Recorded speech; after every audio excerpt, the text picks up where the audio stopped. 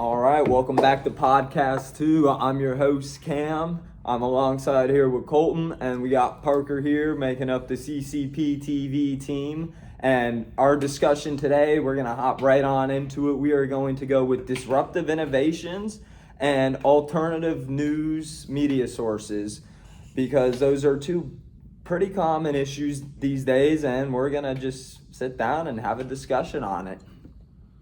All right, for topic number one today is disruptive innovation. So I want to ask you guys, what comes to mind when you hear or think of a disruptive innovation? Like, what kind of comes to mind first?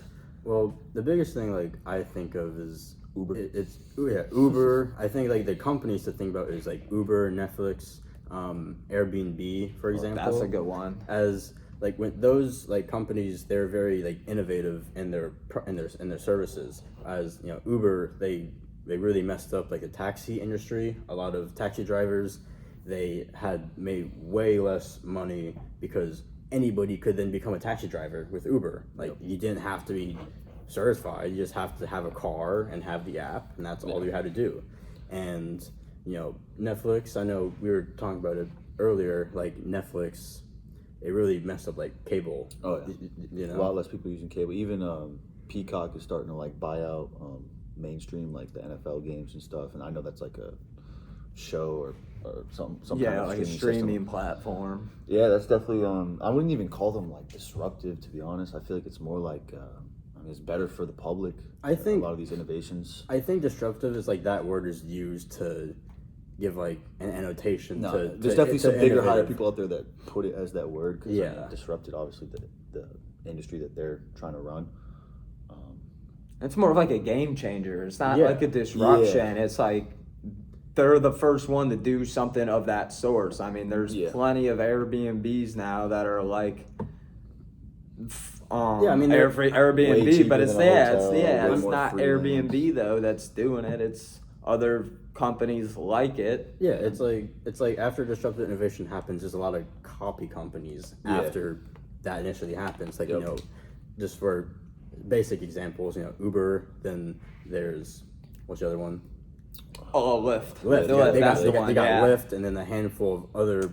Well, it's even with this Lyft is obviously Lyft is so much cheaper than Uber, so it's really everyone kind of comes out with their the copy companies kind of make their own, what makes them unique from Uber, or what makes Netflix better than Peacock, you know what I'm saying? Yeah. They try to take the one thing they did so well that got them to where they're at, and they try to one-up it. That's the whole strategy behind it. And I don't know how, how did, hotel companies bounce back with Airbnb? With Airbnb? Well, I think a lot of people maybe just... Because, still, Marriott and those companies are still doing really well. They kind of own most of the, hospitality industry. Well, I think there's a lot of customers that prefer to stay in a nice hotel, or a decent hotel, rather than somebody's home, or as a home that they know has been free rented out Wi-Fi, free food. So I guess there's different things that separate it. Yeah. Different aspects too. I also got to look too. Sometimes it's just a business trip, or is it a family vacation type scenario? Because I'm sure an Airbnb would be fine for a business trip, but it seems a bit excessive. Other than it just depends on who the user is, and so these companies have been created for different customers. Even AI too, ChatGPT's disruptive innovation, I think, to just the education system in general, and even Google. Yeah, that's a good take on that. I could see Google having a lot less searches since ChatGPT's been out. No, that's an interesting perspective. I like that. It's rather than having to do a deep dive, or rather than having to maybe see a professor or a mentor, or talk to somebody about an issue, you can rather just maybe I can see it go destroying to AI. The financial industry too. You can literally ask ChatGPT to do your own financials, account for a company or something. You don't even need people who are going to school for those things anymore, to be honest. It's kind of crazy. No, I agree. And so whatever questions you have for that, it's going to give you the most. It's your personal professional in every category. It's never going to steer you the wrong direction. No, I agree. And on that note, that's in regards to disruptive innovation. Let's move into the news media sector. How in the past, 5-10 years, maybe 5, 10, 15 years, we've seen a lot of innovation in how people actually consume news and how people actually want to learn about their current events. As you know, as in regards to like disruptive innovation, previously, you know, a lot of the ways that people got news was from cable, cable or newspapers, or being like a subscriber to a news organization. And now it's all like podcasts, YouTube, certain social pages online. There's so many, even live streams. And there's a lot. I mean, there's good parts and bad parts. I mean, there's a lot of fake news out there. I feel like it's like more like I wouldn't even say fake news. I'd say there's a lot of opinionated news. That's not news. People want facts. I think the big thing is because there's so much more information, like so much more like entities that give news out to the public.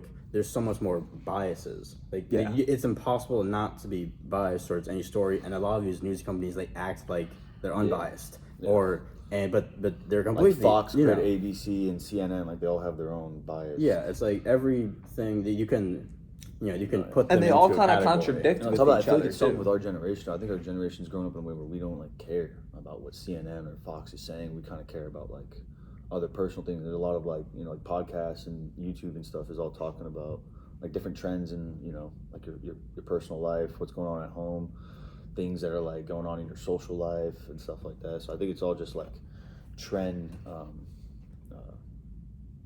Trend. Yeah. I'm trying to catch on to that, but it's like, yeah. I mean, everyone's either a trendsetter or a follower. It's like, everyone wants to be somebody else, but nobody wants to be their own person. I don't understand that, but yeah, I mean, I think podcasts have they've been a lot more popular because the topics are discussed in podcasts. They're rather like personal. That a lot of stuff that people can relate to, and people would rather listen to a podcast about that than listen to our generation is also news, so self-centered. Like I don't know, a lot of. I feel like the news networks too are even pretty censored because look, Joe Rogan, like if he was on CNN, he couldn't be like, "Oh, f this," or that's BS, a lot of free will, a lot of free conversation and podcasts, and that opens it up because it feels more empowering to the listeners because it's more truthful. They're saying it because they care and they're putting the emotion behind it to show. And you can't get that with someone standing there, hands in their pockets, staring straight at the TV. Exactly. Like CNN and Fox, they're not going to all tell you what's really going on. There's certain, they're going to sugarcoat it and beat around the bush. It's so much more to be actually authentic on like a 2 to 3 hour podcast talking about a topic rather than just having 5 to 7 minute segments, because it's impossible like on those news channels like CNN, Fox, whatever. It's all timed. It's timed. It's impossible to have an actual conversation about complex topics. So that's why I think a lot of people are going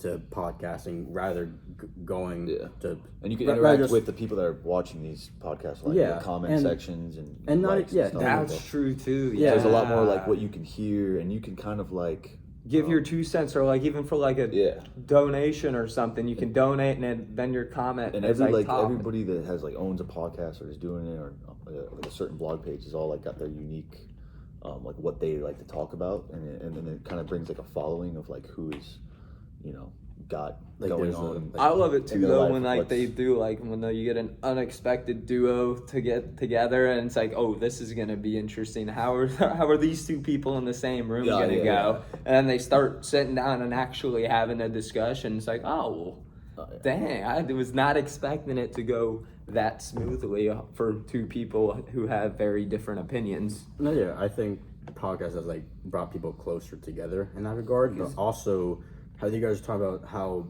you can interact with other people on those. I think we should emphasize how social media, how a lot of people get their news from social media rather than watching the cable, and because you can see different stories, you can talk to different people that are experiencing those actual situations. You can get firsthand, retelling of those, and I think people just prefer social media and podcasts over that. And I think a good thing to say for the future in regards to disruptive innovation and alternative news sources is that like now authenticity. now the mainstream really is podcasts and social media and different like news aggregator sites like where people can just, especially as our generation's coming into like being like at the top now, we're trying to, you know what I'm saying, like we're definitely a motivating factor into like podcasts being like the new mainstream and social media being like the new mainstream of like news and where you get stuff. So yeah, I can definitely see and I wouldn't say like mainstream news like CNN and Fox would all like die down, but I can definitely see like a change. I mean, they already have like Fox News will have like an hour of like cooking, and they'll have like, you know, they'll teach you how to cook or something, or like an hour of like this, and they're starting to like get on top of like all these like different trends that people are starting to like pay more attention to. So I can definitely see like something else going on in the future with like Fox and all that stuff. But yeah. No, yeah, I mean I agree. Like in regards to that, like I don't know if it would necessarily die out, but I do think that corporate media, I think they have to innovate in some regard, like substantially. Otherwise, they will not survive the next generation of viewers that want authentic news. They don't want, you know, like Instagram news, and it'll take like the most like important posts or conversations on Instagram, and it'll post it around, you know, for like world problems and stuff. So yeah, I agree. But that was our discussion. So thank you guys very much, and we will see you next time. Have a good one.